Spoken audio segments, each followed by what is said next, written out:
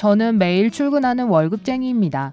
하지만 항상 월말에는 주머니가 가벼워지죠. 아마 많은 분들이 공감하실 거예요. 적어도 제가 충격을 받아서 저축을 시작하기 전에는 제 재정 상황도 그렇게 보였거든요. 사실 매달 은행 계좌에 돈이 쌓여가는 걸 위해 할 수 있는 일은 없었어요.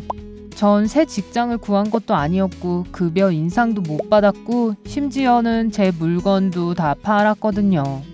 제가 제일 먼저 한 일은 집세부터 출근길에 아침 커피까지 모든 비용을 기록하는 것이었습니다. 바로 경각심을 위해서였죠. 그 모든 것을 뽑아서 종이로 제 앞에 쓰여 있는 것들을 보니 제 돈이 어디로 가고 있는지, 한 달 내내 제가 불필요한 지출이 얼마나 많은지 똑똑히 알 수 있었습니다. 처음 충격에서 회복된 후 저는 정신을 차리고 적절하게 예산을 짜기로 했습니다. 계획과 돈은 함께 하니까요. 그래서 저는 다음 단계로 넘어갔죠. 목표 설정. 그 당시 저는 친구들과 함께 가기로 한 하와이 여행을 위해 충분히 저금해야 했어요. 그리고 하와이 여행은 큰 동기부여가 되었습니다. 왜냐하면 느긋하게 수영도 하고 사진도 찍고 즐거운 시간을 보내는 제 모습을 상상할 수 있었기 때문이에요. 제 목표는 한 달에 $200를 절약하는 것이었어요.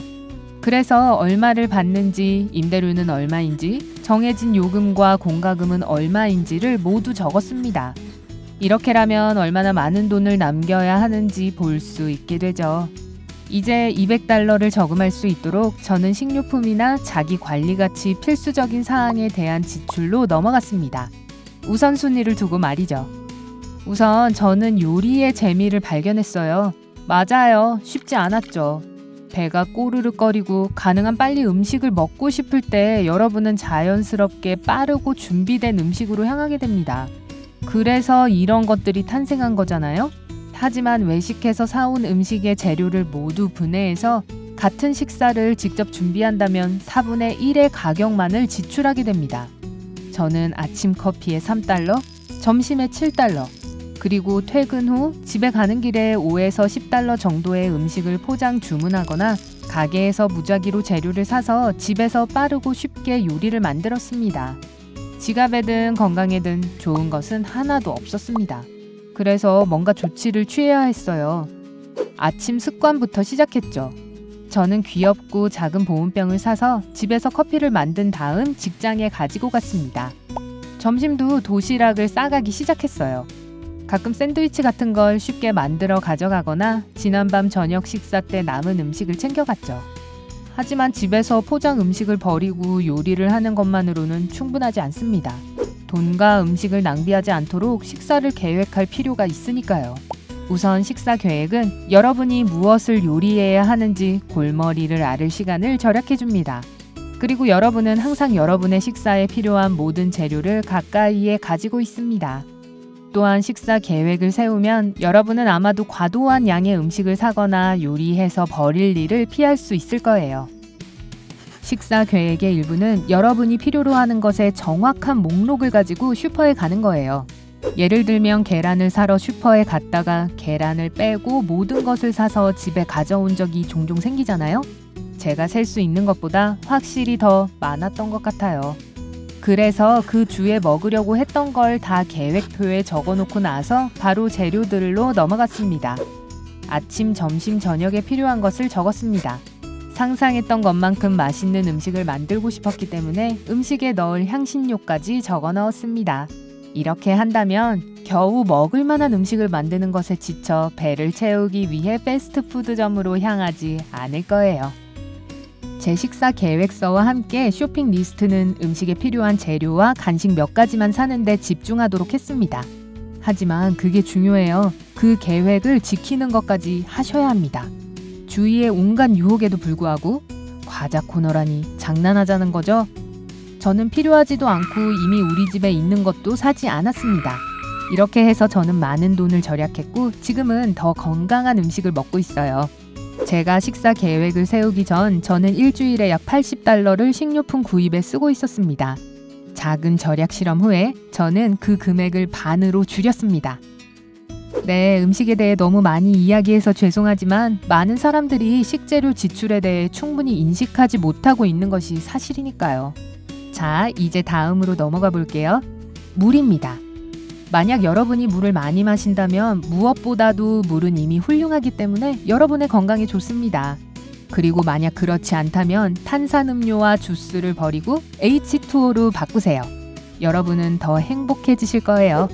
어쨌든 제가 기억하는 한 아주 오랫동안 물을 많이 마시는 편이었지만 많은 사람들처럼 저는 생수를 대량으로 사고 있었습니다. 다시 말하지만 엄청난 돈을 낭비하고 있었죠. 그래서 저는 수도꼭지에 부착할 수 있는 필터를 사서 하루 종일 재사용 가능한 스테인리스 병에 물을 채웠습니다. 좋은 것을 사려면 약간 투자를 해야 하지만 결국 장기적으로 저축을 하게 되고 필터는 몇 달 동안 사용이 가능합니다. 전에는 플라스틱 병에 든 물을 사느라 일주일에 $5 정도를 썼지만 지금은 수도꼭지에서 나오는 깨끗한 여과수를 마시는데 같은 액수의 돈이 들었죠. 이번에는 개인적인 지출에 대해 이야기해 볼게요. 좀 더 구체적으로 말씀드리면 옷값 지출을 줄이기 위해서 한 일이에요. 인정할게요. 저는 유행을 따르려고 노력하는 편이에요. 적어도 예전엔 그랬죠. 하지만 유행은 돌고 돌며 너무나도 빨리 바뀌어버려요. 그래서 잡지에나 나올 듯한 특이한 옷이나 한두 번 입고 옷장에서 먼지가 쌓이기 마련인 옷들 대신에 저는 미니멀한 클래식 스타일로 바꿨습니다. 최소한의 색과 프린트가 들어간 심플한 옷을 구입했는데 그 이유는 이렇습니다.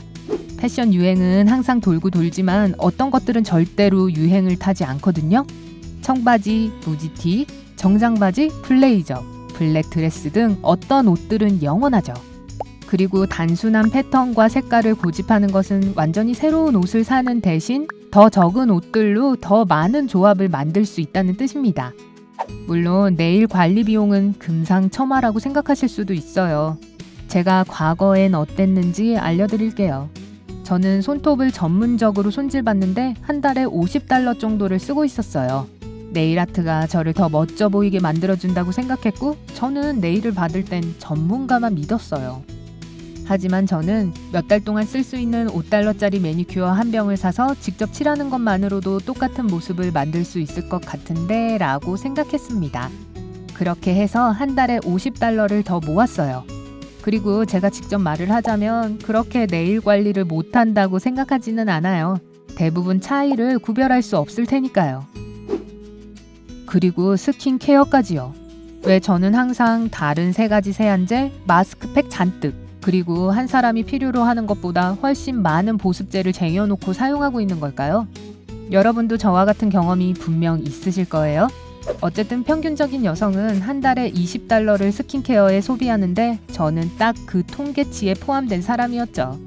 그래서 천연 재료를 사용해 직접 스킨케어 제품을 만들기 시작했습니다. 일주일에 한 번 사용하는 코코넛, 피마자, 아보카도 오일로 직접 헤어팩을 만들었습니다. 저는 또한 설탕, 꿀, 레몬을 사용하여 저만의 바디 스크럽을 만들었죠.